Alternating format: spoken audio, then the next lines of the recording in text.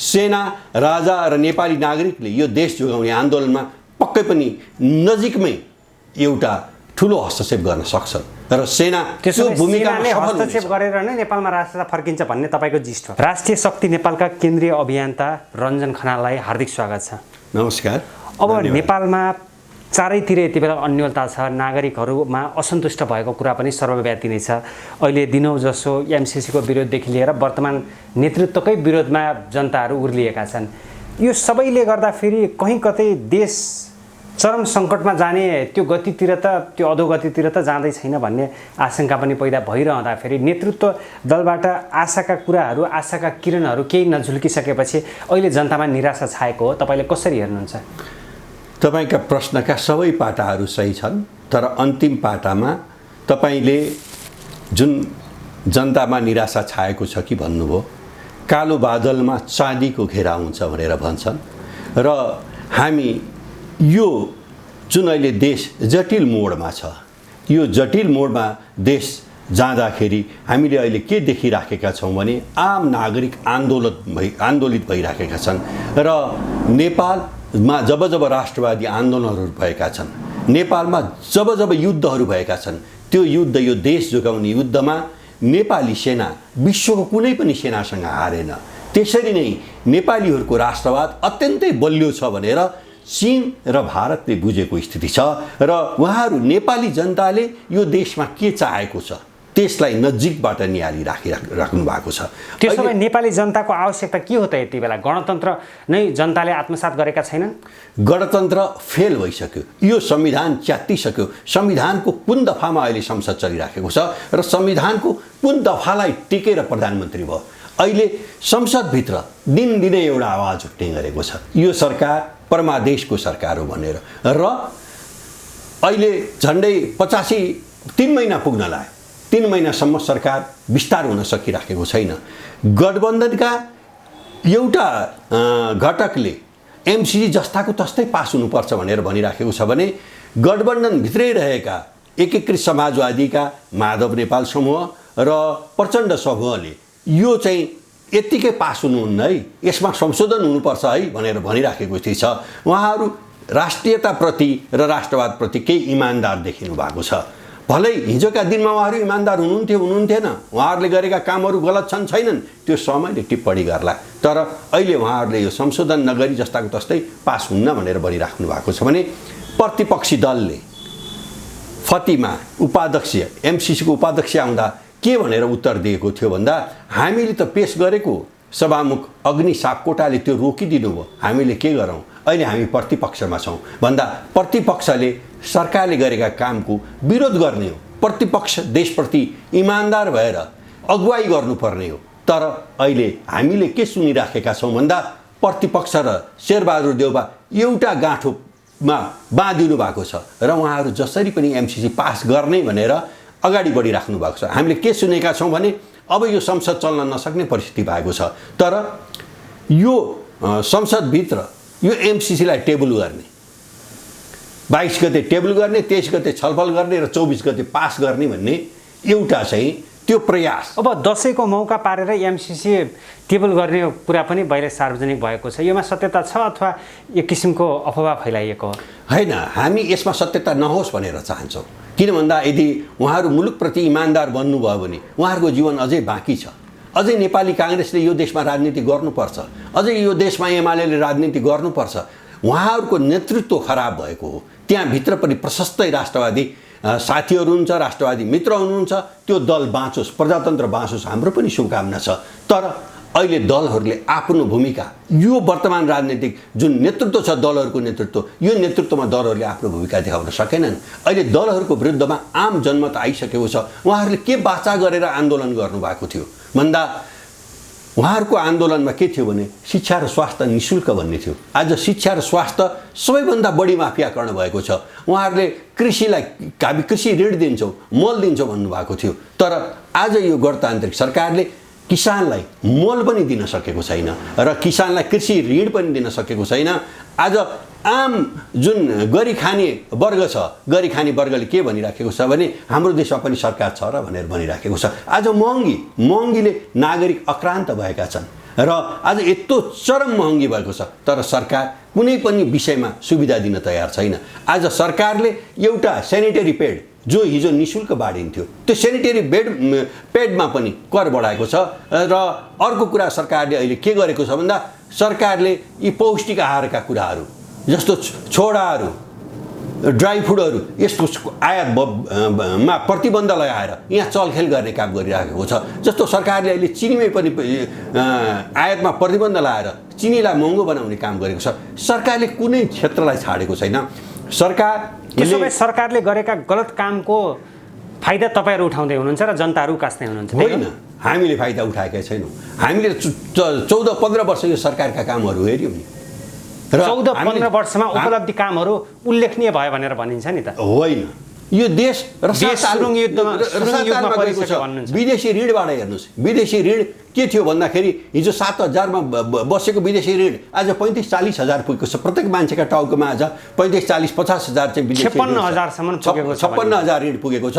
र आज तपाईँको हामीले विकास र समृद्धि भएको छ कि छैन भनेर भन्दाखेरि विकास खर्च कति छुट्याइएको छ भनेर हेर्नुपर्छ। आज विकास खर्च 15% छुट्याइएको छ भने आज जुन यो 3 तहका सरकारलाई तल भत्ता र 3 तहका सरकार हेलिकप्टर चढेर जुन मोज मस्ती गर्ने काम लागेको छ, त्यसमा चाहिँ आज 85 देखि 87% चाहिँ बजेट खर्च गरिएको छ साधारणतर्फ। भनेपछि यो मुलुकको कसरी विकास हुन्छ? आज यो मुलुकका विकासका नाममा पानी जाँचको कार्यालय खोलियो, तर पानी जाँच कहाँ हरायो? पानी जाँच छैन, कार्यालय पनि छैन अहिले। र कार्यालय छ, तलब खाइराखेका छन्, तर कार्यालयले काम गर्न सकेको छैन।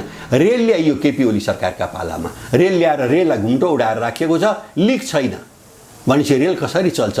त्यसरी नै केपी ओली सरकार जाँदै एउटा यातायातको भाडा बढाउने वृद्धि 28%ले भाडा बढाउने निर्णय गर्यो। त्यो निर्णयलाई यो सरकारले फिर्ता गरोस् भनेर हामीले माग गरेका थियौँ। यो सरकारले राजदूतहरूलाई त फिर्ता बोलायो, तर महँगी नियन्त्रण गर्ने कुरामा यो सरकार चल्न सकेन। समग्रमा हेर्दाखेरि यो सरकार नागरिकप्रति जिम्मेवार छँदै छैन। त्यसकारण यो सरकार रहनुहुन्न। यो सरकार जति दिन रहन्छ त्यति दिन हाम्रो विकास निर्माण होइन। देउबा सरकारले जिम्मेवारी वहन गरेन, नागरिकहरूमा तीव्र असन्तुष्टि भएको कुरा त सर्वव्यापी नै देखियो।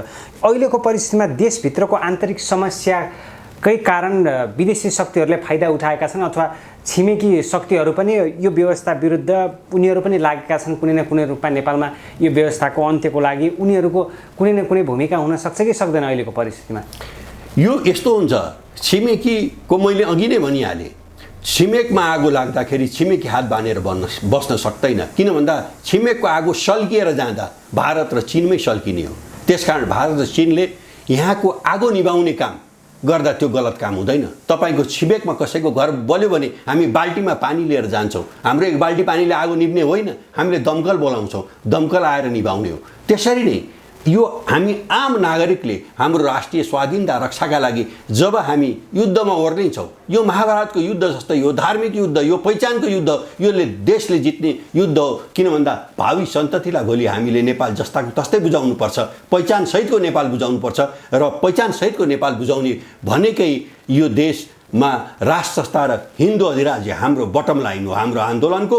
र यो जुन बटम लाइन हामीले तोकेका छौँ यो नेपाल र नेपालीकै बटम लाइन हो। त्यसकारण हाम्रो जनताहरूले तपाईँको बटम लाइनलाई साथ दिन्छन् भन्ने आधार तपाईँसँग छ? हामीले जनताको आम धारणाको, जनताको सहमतिबाट, जनताको मागका आधारमा हामीले राष्ट्र संस्था सहितको हिन्दू अधिराज्य हाम्रो बटम लाइन। त्यसो भए राष्ट्र संस्था सहितको हिन्दू अधिराज्य नेपालमा स्थापना गर्नको लागि त्यो वातावरण कहिले बनाउँदै हुनुहुन्छ तपाईँहरू? त्यो छिट्टै बन्छ। छिट्टै भनेको कहिलेसम्ममा त्यो ल्याउनुहुन्छ नेपालमा? हामी परिवर्तनको सङ्घारमा छौँ। यो दुईटा केटाकेटीको बिहा गरेको जस्तो अब यो मङ्सिरमा लगन छैन, पुसमै लगन हुन्छ, पुसमै गरौँ भने जस्तो। तर बेमौसमको बाजा बजायो राष्ट्रिय शक्ति नेपालले भनेर भन्ने पनि छन् नि धेरै? होइन, केही मान्छेले भनेका छन्, हामीले भन्नै पर्छ। केही मुठ्ठीभरले राष्ट्रिय शक्ति नेपालले बेमौसमको बाजा बजायो भनेर भनिराखेको छ। तर अहिले देशले राष्ट्रिय शक्ति नेपालको नेतृत्वमा अब परिवर्तन हुनेछ भनेर विश्वास लिएको छ। र त्यही परिवर्तनको आडमा हामीले अहिले झन्डै 70 जिल्लामा हाम्रो सङ्गठनहरू सक्रिय छन्। हामी 70 जिल्लाहरूमध्ये सङ्गठन विस्तार गर्नुभयो, तर जनताले तपाईँहरूलाई साथ दिएनन्? जनताले साथ दिँदैछ। उल्लेखनीय रूपमा जनताहरू सडकमा आएनन् तपाईँहरूको कार्यक्रममा? होइन, आउनु भएको छ। त्यो त देखियो नि? होइन, आउनु भएको छ। म यहाँलाई श्रावण 4 गते राष्ट्रिय शक्ति नेपालको नेतृत्वमा यो बसन्तपुरको डबलीमा हामीले एउटा कार्यक्रम गरेका थियौँ। एउटा के अरे राजदरबारको शालिग अगाडिबाट जहाँ अन्तिम आन्दोलन भएको थियो 62-63 त्यही शालिगबाट हामीले एउटा जुलुस लिएर गएका थियौँ। त्यो आमसभामा 10,000 को उपस्थिति थियो। त्यही बसन्तपुरको डबलीमा नेपाली काङ्ग्रेस र एमाले गर्दा जति जनताको उपस्थिति हुन्थ्यो त्योभन्दा बढी जनताको उपस्थिति। तपाईहरुको निर्णायक आन्दोलन कहिले हुन्छ, कहिले सम्पन्न गर्नुहुन्छ? हामी निर्णायक जनताहरू कति मात्रामा तपाईहरु ल्याउन सक्नुहुन्छ? हो, यो आन्दोलनको लागि मुलुकभरि आन्दोलन हुनुपर्छ। अहिले मुलुकभरि आन्दोलनको नेतृत्व राष्ट्रिय शक्ति नेपालले गरिरहेको छ। सयौं संख्यामा जनताहरू आउँछन् सडकमा तपाईहरुको आन्दोलनमा, लाखौंको उपस्थिति हुनेछ र त्यो समय धेरै टाढा छैन। किन भन्दा अहिले हाम्रो सरकार छैन। अहिले यो सरकार हाम्रा विरुद्धमा परिचालन हुन सक्छ। हामीले ठ्याक्कै हाम्रो आन्दोलनको मोडल अहिले बाहिर लिएर आयौँ भने यो सरकार हाम्रा विरुद्धमा लाग्न सक्छ। त्यसकारण हामीले त्यो आन्दोलनको मोडल बाहिर ल्याइराखेका छैनौँ। तर अहिले देश आन्दोलित छ र कुनै पनि बेला हाम्रो आन्दोलन निरन्तर रूपमा अगाडि बढ्नेछ र हाम्रो आन्दोलनले यो वर्तमान राजनीतिक नेतृत्व र राजनीतिक व्यवस्था जुन यो प्रणाली छ, जुन यो संविधान छ, त्यसलाई च्यात्नेछ, यो व्यवस्थालाई फाल्नेछ र अहिलेको राजनीतिक नेतृत्वलाई फाल्नेछ र त्यसमा आम नागरिकको साथ हामीलाई हुनेछ। र हामीले जसरी तपाईले गर्नुभएको छ नि, यसमा कुनै न कुनै रूपमा चीनको प्रभाव छ, भारतको प्रभाव छ। तपाईहरुलाई प्रत्यक्ष होस् या अप्रत्यक्ष रूपमा भारत र चीनको साथ छ, त्यो हो? यो प्रभाव छ भन्ने कुरा के हो भन्दाखेरि तपाईहरुलाई आर्थिक रूपमा ती शक्तिहरूको सहयोग छ तपाईहरुलाई?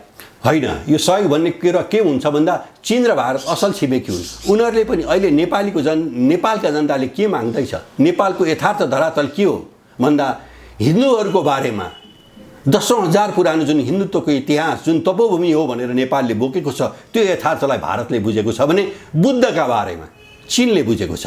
र नेपाल बुद्ध र हिन्दूहरूको जुन एउटा उद्गम स्थल हो र नेपाल विश्वको एउटा अनुपम उदाहरणीय विचार, दर्शन र धर्मका हिसाबमा, पहिचानका हिसाबमा नेपाल एउटा उत्कृष्ट राष्ट्र भएको नाताले र यो बुद्धको सन्देशले विश्वमा शान्ति फिजाइराखेको छ भने हिन्दुत्वले विश्वभरि सहिष्णु भएर विश्वलाई जोड्ने काम जुन हिन्दुत्वले गरिराखेको छ। आज अमेरिका र जर्मनमा हिन्दुत्वको बारेमा पढाइ भइराखेको छ।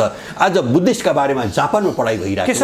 आज विश्वको थुप्रै 30-40 देशको अनुकूलमा नेपालमा राज संस्था फर्किदैछ, त्यही हो तपाईको? अनुकूलमा होइन, यो हाम्रो देशले माग्यो, नेपाली जनताले माग्यो र हाम्रो राष्ट्रियता खतरामा परेका कारण हाम्रो राष्ट्रियतालाई जोगाउनका लागि नेपालमा राज संस्था फर्किने हो र? फर्किन्छ त्यो यथार्थ होइन। नेपालको इतिहास त तपाईले हेर्नु, 2007 पछिका विभिन्न घटनाक्रम हेर्नुस्, चाहे त्यो 7 होस्, चाहे त्यो 46 होस्, चाहे 62-63 होस्, कुनै न कुनै रूपमा नेपालमा भारतको प्रत्यक्ष होस् या अप्रत्यक्ष रूपमा उसको भूमिका छ। यी सबै परिवर्तनको लागि अब अहिले आएर फेरि राज संस्थाको मुद्दा तपाईहरु उठाउँदै हुनुहुन्छ, त्यसमा नेपाली जनताले चाहँदैमा हुने हो?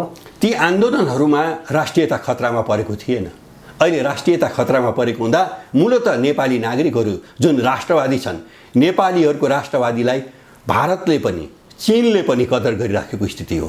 उहाँहरूको हस्तक्षेपमा होइन, यो आन्दोलन राष्ट्रवादी भावनाका लागि, देशको पहिचान जोगाउनको लागि, देश जोगाउनको लागि यो आन्दोलन अगाडि बढेको हुनाले उहाँहरूको नैतिक समर्थन रहनेछ भन्ने हाम्रो ठहर। तर भारत र चीन दुई ध्रुवमा विभाजित छन्। जुन हिसाबको भारत र चीन बीचको बेमेल छ, त्यसले गर्दाखेरि भारत र चीन मिलेर नेपालमा एउटै व्यवस्था कायम गर्न सम्भव छ?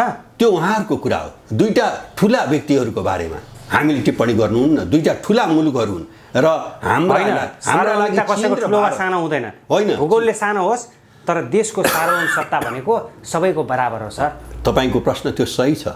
हाम्रो सार्वभौम सत्ता चीनको सार्वभौम सत्ता जतिकै महत्त्वपूर्ण छ। तर चीन र भारतका सम्बन्धमा कस्तो सम्बन्ध रहन पर्छ भन्दा अहिले नेपालले टिप्पणी गर्ने बेला भएको छैन। हामीले असमग्र राष्ट्रनीति, असमग्र नीति जुन महेन्द्र सरकारले कोरिबक्सेको थियो त्यही बाटामा हामी अगाडि बढ्यौँ भने नेपाल सफल हुनेछ। र पृथ्वीनारायण शाहले भन्नुभएको थियो दुई ढुङ्गाका बीचमा रहेको तरुल हो भनेर भन्नुभएको थियो। र हामी कतै पनि ढल्क्यौँ भने हाम्रो अस्तित्वमा सङ्कट पर्न सक्छ। त्यसै कारण हामी दुई छिमेकीहरूलाई असल बाटोमा, सद्भावको बाटोमा अगाडि बढ भनेर बुद्ध र पशुपतिनाथले दिएको सन्देश जुन शान्तिको सन्देश हो त्यो सन्देश मात्रै दिन सक्छ। अब ठ्याक्क यहाँले बारम्बार राष्ट्रियता जोखिममा परेको छ, सङ्कटमा परेको छ भन्ने भनाइराख्नु भयो। यो सँगसँगै अहिलेको परिस्थितिमा नेपालमा एमसीसीको कुराले निकै नै मूलभूत प्राथमिकता पाइरहेको छ। सिङ्गो देश नै पोलराइज भएको छ। एमसिसी पारित हुने अवस्था तपाईँले देख्नुहुन्छ? अमेरिकाको कुनै न कुनै रूपमा नेपालमा दबाब छ भन्ने कुरा पनि छ। कसरी हुन्छ यो एमसिसीको मुद्दा सल्टिने अवस्था? यो एमसिसी जस्ताको तस्तै पारित हुने अवस्था छैन। यो एमसिसी जस्ताको तस्तै पारित भयो भने अहिलेको राजनीतिक नेतृत्व पाखा लाग्छ, यो गद्दार नेतृत्व साबित हुन्छ। त्यसकारण गद्दार नेतृत्व पङ्क्तिमा उहाँहरू अझै पनि नरहने, आफ्नो नाम जोगाउने, आफ्नो देश जोगाउने भनेर उहाँहरू टिक्नुभयो भने उहाँ देशप्रति इमान्दार हुनुहुन्छ। इमान्दार मान्छेहरू सच्चिन सक्छन्। होइन, अहिलेकै अवस्थामा पारित गर्नको लागि त अमेरिका त कसरतरत छ नि त। अमेरिकाले एमसिसी परिमार्जित ढङ्गबाट पारितै गर्दैन नेपालमा, अनि नेपालले चाहेर हुन्छ? होइन, त्यो यस्तो छ, नेपालले मागेको सहयोग हो नि त यो त। होइन होइन, नेपालका प्रतिनिधिहरूले भनिसके अनि तपाईँले होइन भनेर हुन्छ? होइन, यो गलत हो। त्यसो भए सरकारको प्रवक्ता तपाईँ हो।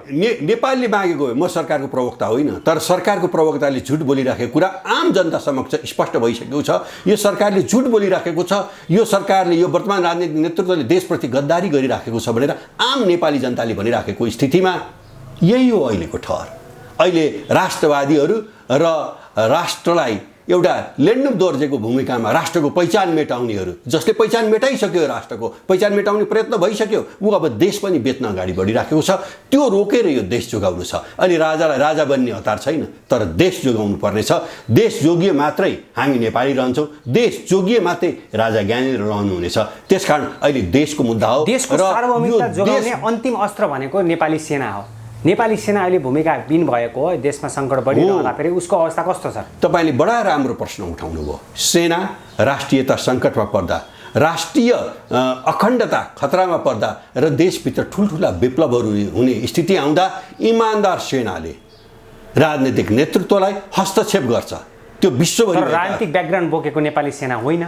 नेपालको इतिहास हेर्नुहोस् तपाईँ। होइन, राजनीतिक ब्याकग्राउन्ड बोकेको नेपाली सेना भएको भए हस्तक्षेप नगर्न सक्थ्यो।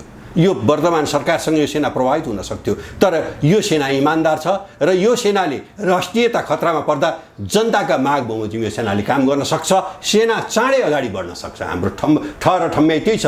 यदि राष्ट्रपति इमान्दार छ, यो सेना भन्ने कुरा एउटा अवसर, एउटा महान अवसर छ अहिले सेनालाई। त्यसकारण यो सेनाले राष्ट्र बचाउने काम। तर नेपालको सेना राष्ट्रियताको पक्षमा उभिएको देखिँदैन नि त। पृथ्वीनारायण शाह र बहादुर शाहको लिगेसी बोकेको नेपाली सेना छैन। जङ्गबहादुर राणाले जुन किसिमको कत्लेआम गरे र 104 वर्षको राणा शासन ल्याए, त्यही विदेशी इसारामा चलेको नेपाली सेना हो भनेर पनि टिप्पणी हुन्छ नि त। होइन, यो हाम्रो बुझाइ हो। यो हाम्रो बुझाइ गलत हुन सक्छ।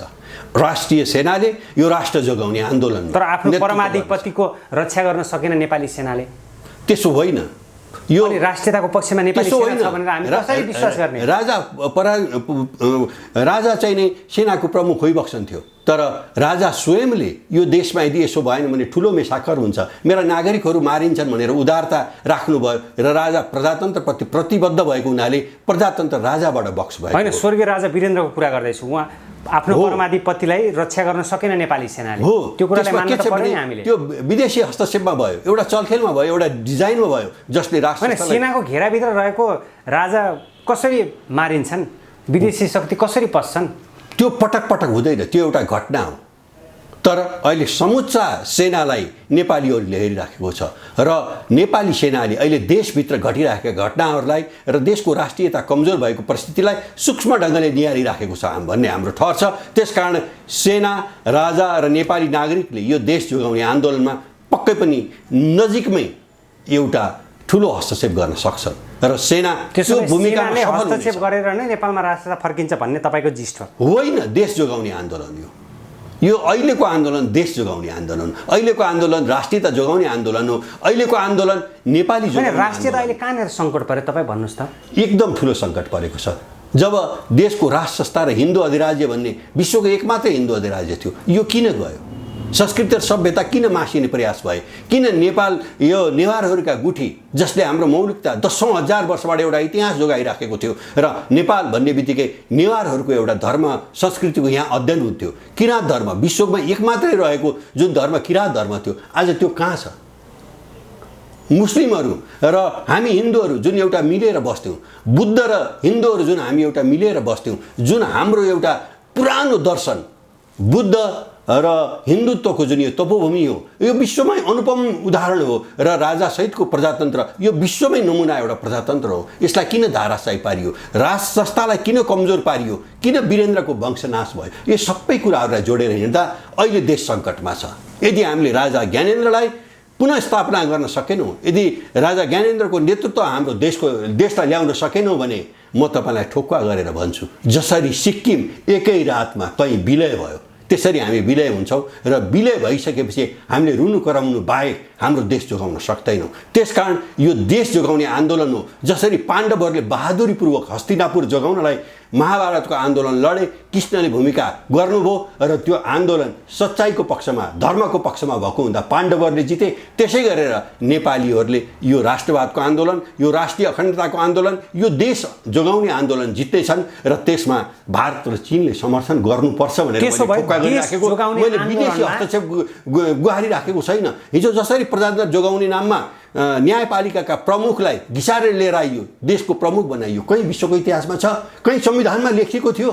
तपाईँ अझै यो गणतान्त्रिक संविधानको कुरा गर्नुहुन्छ। त्यसकारण यो संविधान जुन बेला प्रधान न्यायाधीशलाई प्रमुख बनाइयो, जुन बेला यहाँ चुनाव गराइयो, जुन बेला राजालाई भनेर 47 को संविधानमा टेकेर यो के अरे संसद बिउताइयो र 2 वर्षको लागि म्यान्डेट लिएर संविधान सभाको चुनाव भएको थियो र त्यहाँ गैर सांसदहरूले मिलेर होइन फेरि 2 वर्ष थप्ने भनेर जुन थप्ने कामहरू भयो, के यी संविधान सम्मत थिए? त्यसकारण सब गलत कामहरू भएको हुनाले अब यी गलत कामहरूले देशलाई कमजोर पार्ने, राष्ट्रियतालाई कमजोर पार्ने, हाम्रो धर्म संस्कृति मेटाउने र देशै जुन मेटाउनेतर्फ, देशै बेच्नेतर्फ जुन यो राजनीतिक व्यवस्था, जुन यो अहिलेको राजनीतिक नेतृत्व अगाडि बढिराखेको छ, यसबाट खोसेर हामीले देशको पहिचान जोगाउनु पर्ने परिस्थिति अहिले भएको हुँदा देश जित्ने कि हार्ने जुन यो आन्दोलन छ, जुन यो राष्ट्रवादी आन्दोलन छ र अब राष्ट्रवादी योद्धाहरूले यो देश जोगाउनेछन्। बलभद्र र भक्ति थापाका सन्ततिहरूले, अमरसिंह थापाका सन्ततिहरूले र यो देशको इतिहास छ, यो देशको इतिहासमा राजाले तरवार बोकेर यो एकीकरणको अभियानको नेतृत्व गरेको हुँदाखेरि वर्तमान राजाबाट यो देश जोगाउने आन्दोलनको नेतृत्व चाँडै हुनेछ र उहाँबाट चाँडै आम नागरिकका जुन मागहरू छन्, आम नागरिकले जुन राजा आऊ देश बचाऊ भनिराखेको छ, यसलाई सम्बोधन हुनेछ भन्ने त्यसो भए देश जोगाउने आन्दोलनमा पूर्व राजा ज्ञानेन्द्रले लिडरसिप दिन तयार हुनुहुन्छ? पक्कै हुनुपर्छ, हुनुहुन्छ। उहाँ जनताको नेतृत्व गर्नको लागि तयार हुनुहुन्छ? तयार हुनुहुन्छ। सडकमा उहाँ नेतृत्व आउनुहुन्छ? सडकमा आउनु पर्यो भने पनि आउनुहुन्छ। यो धेरै छिट्टै आउँदै हुनुहुन्छ, धेरै छिट्टै आउँदै हुनुहुन्छ, जुन आन्दोलनले यो देश जोगाउनेछ। ठिक छ, अन्तिम भागमा छौँ। जाँदा जाँदै अहिलेको परिस्थितिमा केन्द्रित भएर विश्वका दुनियाँका दर्शकलाई के भन्न चाहनुहुन्छ? हामी विश्वलाई के भनिराखेका छौँ भन्दा हामी हाम्रो देश जोगाउने आन्दोलनमा छौँ र हाम्रो देश जोगाउने आन्दोलन नेपालीहरूले लडिरहेको महान राष्ट्रवादी आन्दोलन र आफ्नो देशको विश्वको एकमात्र हिन्दू अधिराज्य नेपाललाई बनाउने अभियानमा हामी अगाडि बढिराखेका छौँ। हामीले हाम्रो देश खोजेका छौँ, हामीले हाम्रो राष्ट्रवाद खोजेका छौँ, हामीले हाम्रो राष्ट्रिय अखण्डता खोजेका छौँ। यदि यो गलत हो भने हामीलाई भन्नुहोस्, हामी हाम्रो आन्दोलन रोक्छौँ। होइन भने हाम्रो सही आन्दोलनलाई तपाईँहरूले समर्थन गरिदिनुहोस्, नेपाललाई जिताउनुहोस्, नेपालीलाई जिताउनुहोस्। तपाईँहरूको सहयोग र तपाईँहरूको त्यो अपेक्षा, त्यो भूमिकाको अपेक्षा हामीले गरिराखेका छौँ। नेपाल एउटा स्वतन्त्र र अविभाज्य राष्ट्र हो, हाम्रो इतिहास जोगाइदिनुहोस्। हामीले यति मात्रै अहिले भन्छौँ। समय र विचारको लागि राष्ट्रिय शक्ति नेपालका अभियन्ता रञ्जन खनाललाई हार्दिक आभार। धन्यवाद, नमस्कार।